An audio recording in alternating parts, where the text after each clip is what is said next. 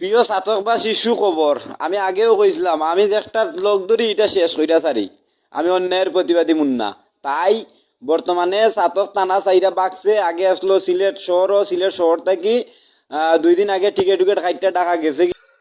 সাতস্তানা দুলাবাজার ইউনিয়নের প্রতিবাদী মুন্না ভাই, আপনাকে বলতেছি, যেহেতু একটা বাজে মেয়েকে নিয়ে প্রতিবাদ করতেছে, গোবিন্দগঞ্জ থেকে সিলেট দিয়েছেন, তারপর ঢাকা গেছে, পালাইছে সব জায়গা থেকে, এখন পালাইয়া ঢাকা গেছে। যাই হোক, যেহেতু একজন বাজে মহিলাকে নিয়ে প্রতিবাদ করতেছেন, আমি চাই আরেকটা প্রতিবাদ করেন।